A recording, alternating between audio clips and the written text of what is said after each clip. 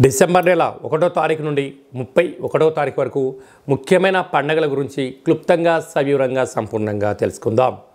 1వ తారీఖు కార్తీక మాసము ఆదివారము అమావాస్య సందర్భంగా మనమందరము కూడా నివసించే ఇంటికి, వాహనాలకు, వ్యవసాయ క్షేత్రాలకు ఒక ఎర్రటి గుమ్మడికాయని కానీ, ఒక బూడిద గుమ్మడికాయని కానీ దిష్టి తీసి పగలగొడదాం, నరదృష్టిని తొలగించుకుందాం. అలాగే ఆ రోజు వెన్నతో దీపం పెడదాం, పోలి అమావాస్య ఆశీస్సులు పొందుదాం. ఇంకొంచెం శక్తి కలిగితే మనము కొబ్బరికాయ, నిమ్మకాయ, తెల్లవాలు, ఆముదంతో కూడుకున్నటువంటి వాటితో వస్తువులు దిష్టి దించి బయట పడేసుకోవడం వలన సకల దృష్టి దోషం తొలగిపోతుందని చెప్పి గమనించాలి. అలా కుదరలేని వాళ్ళు ఈ కింద సంప్రదించండి.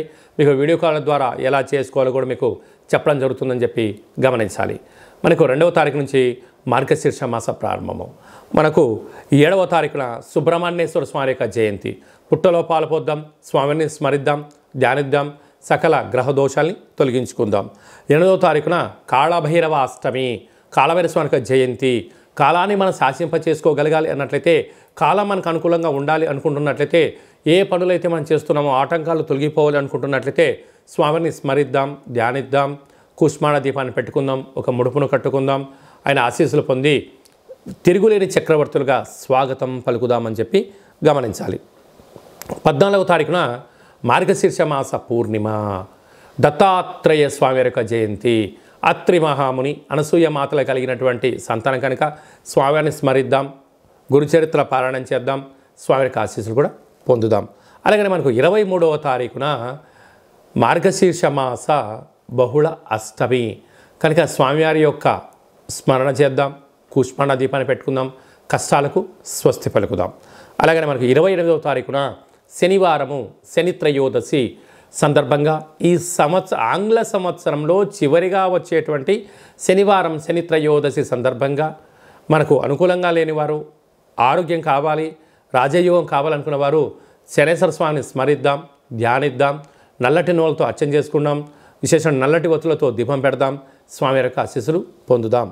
అదే కాకుండా 31వ తారీఖు అంటే 314 సంఖ్య, ఈ 2024 8 సంఖ్య, అందులో మంగళవారము.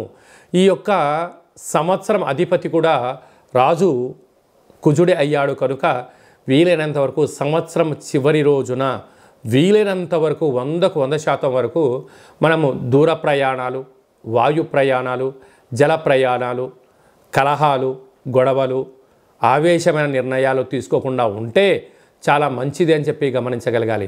ఎందుకనగా మనం అందరము కూడా ఇయర్ ఎండింగ్ అని, ఎన్నో రకాల సెలబ్రేషన్స్ అని, ఎన్నో వేడుకల్లో పాల్గొంటూ ఉంటాం. పాల్గొన్నంత వరకు చాలా బాగానే ఉంటుంది. ఆ తదనంతరము జరిగేటువంటి అనేక మంది ఇబ్బందులను చూడడం వలన మనము బైక్ పైన వెళ్తూ ఉంటే మన వేగంగా వెళ్ళే కొద్దీ మన కళ్ళల్లోంచి 2 చుక్కలు నీళ్ళు బయటకు వస్తూ ఉంటాయి.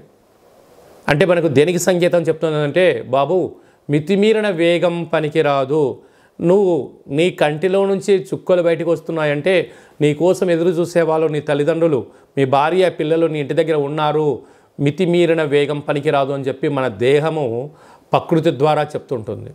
ఆ రోజు విందుల్లో, వినోదాల్లో పాల్గొనడం, అరాచకమైన శక్తులతో పాల్గొనడం, అనేక రకాల ప్రమాదాలకు గురవ్వడం, అనేక రకాల వల్ల మీరు ఇబ్బంది పడుతూ మీ కుటుంబాన్ని ఇబ్బంది కలగ చేయకూడదు అనేటువంటి ఒక చిన్న ఉద్దేశంతో చెప్పడం జరుగుతుంది. కనుక అందరూ ఆయురారోగ్యాలుగా ఉండాలి, ఆహ్లాదకరమైనటువంటి వాతావరణంలో ఉండండి. వీలైనంత వరకు గొడవలకు, పంచాయతీలకు, అనవసరమైన మాటలకు, మద్య పదార్థములకు, అలాంటి వాటన్నిటికి కూడా దూరంగా ఉండే మానవ ప్రయత్నం చేయండి.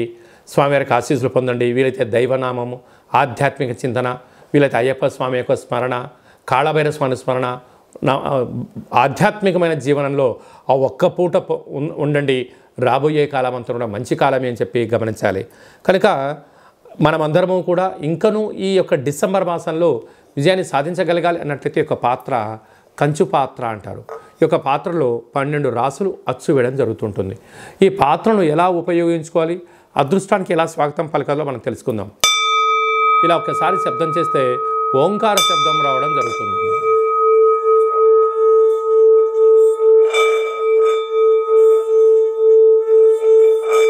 ఈ యొక్క శబ్ద తరంగాల వలన ఇంట్లో మనం ఏదైతే అనుకుంటామో ఓంకార శబ్దం కారణం వలన, కాళభైరవ స్వామి స్మరణ వలన ఇంట్లో ఉండబడినటువంటి సకల దరిద్ర దేవత గ్రామ సంచారంలోకి వెళ్ళిపోవడం, గ్రామంలో సంచరించేటువంటి మహాలక్ష్మీదేవి గళ్ళు గళ్ళుమని ఇంట్లోకి రావడం, యంత్ర ప్రయోగాలు, మంత్ర ప్రయోగాలు, తంత్ర ప్రయోగాలు, తాంత్రిక ప్రయోగాలు, నరదృష్టి, సకల కర్మల యొక్క దోషం తొలగిపోతుందని చెప్పి గమనించాలి. ఈ యొక్క పాత్ర, కాళభైరవ యొక్క పిరమిడు, డాలరు, కంకణము, 27 రకాల వస్తువులతో దిష్టి తీయించడం జరుగుతుంది. మీ పేరుపైన గోత్రంతో ప్రత్యేకంగా పూజా కార్యక్రమం చేయించి మీకు వీడియో కాల్ ద్వారా చూపించి స్వామివారి యొక్క ప్రసాదాన్ని, అక్షయ పాత్రను మీ ఇంటికి కొరియర్ చేయడం జరుగుతుంది అని చెప్పి గమనించాలి. ఆసక్తి గలవారు ఈ కింద నెంబర్ సంప్రదించి స్వామివారి యొక్క ప్రసాదాన్ని స్వీకరిద్దాం. అలాగనే ఉప్పుల యందు సముద్రపు మంచుతో తయారైనటువంటి సైంధవ లవణం ఉప్పు వేరయ్య అంటుంటారు. ఈ ఉప్పు దీపాన్ని ఇంట్లో పెట్టుకుందాం. సకల దుష్టగ్రహాలను తొలగించుకుందాం.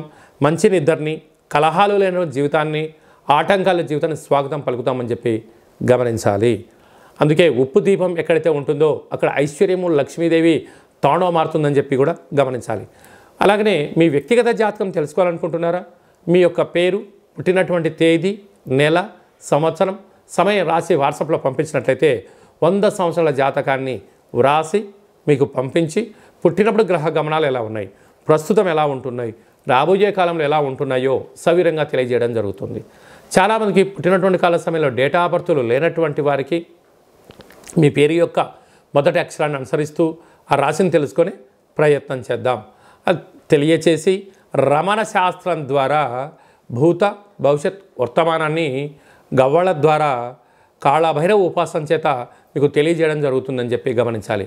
మన యొక్క దేవాలయంలో ఎవరైతే జాతకం, జ్యోతిష్యం చెప్పించుకుంటారో వారికి కాళభైరవ స్వామి యొక్క పూజ, అర్చన, అభిషేకము, దీపము, ముడుపు కట్టి మీకు వీడియో కాల్ చూపించడం జరుగుతుందని చెప్పి గమనించాలి. అందుకే మీ అబ్బాయి కానీ అమ్మాయి కానీ తరచుగా ఎంత ప్రయత్నం చేసినా వివాహం అవ్వడం లేదా? ఎందుకు అవ్వడం లేదు? జాతకంలో ఎలాంటి ఇబ్బందులు ఉన్నాయి, ఎలాంటి అమ్మాయి వల్ల యోగం కలుగుతుందో మీకు తెలియజేయడం జరుగుతుంది. అలాగనే మీ అప్పుడే పుట్టినటువంటి మీ యొక్క చిన్నపిల్లలకు ఆధ్యాత్మికమైనటువంటి పేర్లు ఎలా పెట్టుకోవాలి, ఆ నక్షత్రం యొక్క స్థితిగతులు తెలియజేయడం జరుగుతుంది. కనుక ఈ వీడియో ప్రారంభంలోనే చెప్పడం జరిగింది. ఈ వీడియోను ఎవరైతే చివరిదాకా చూస్తారో వారికి కాళభైరవ స్వామి ఆజ్ఞ ఉంటేనే చూస్తారు. కాళభైరవ స్వామికి ఆశీర్వాదం వలన అష్ట కష్టాలకు స్వస్తి పలుకుతూ అష్టైశ్వర్య స్వాగతం ఎలా పలుకుతారో మీకు ఈ వీడియోలో అర్థమైందని అనుకుంటున్నాను. అందరి పేరును కాళభైరవ స్వామికి ఆశీస్సులు ప్రసాదించాలని కోరుకుంటూ ఆశీర్వచనం. ఓం శతమానం భవతి శతాయు పురుష సతేంద్రియ ఆయుష్యేవేంద్రియే ప్రతిష్టతి ధనం ధాన్యం బహుపుత్రలాభం శత సంవత్సరం దీర్ఘమాయు సర్వే జనా సుఖినో భవంతు లోకా సమస్తా సుఖినో భవంతు. సర్వం కాళభైరవ జయంతి దేవత కాళభైరవ దేవతార్పణమస్తు. హరి ఓం. ఈ వీడియో మీకు నచ్చినట్టయితే లైక్ చేయండి, షేర్ చేయండి, మా ఛానల్ని సబ్స్క్రైబ్ చేసుకోండి. మేము చేస్తున్న ఆధ్యాత్మిక వీడియోలు అందరికన్నా ముందు మీరు చూడాలనుకుంటున్నట్లయితే, అందరికన్నా మీరు మొట్టమొదట అదృష్టవంతులు అవ్వాలి అనుకున్నట్లయితే ఈ వీడియోను షేర్ చేసి భగవద్బంధులకు, మిత్రులకు చేరవేయండి. మీరు ఎవరి క్షమాన్ని అయితే కోరుకుంటున్నారో, లేక మీ క్షమాన్ని ఎవరైతే కోరుకుంటున్నారో ఈ ఆధ్యాత్మిక సమాచారాన్ని చేరవేసి కాళభైరవ స్వామి ఆశీస్సులు పొందగలరు.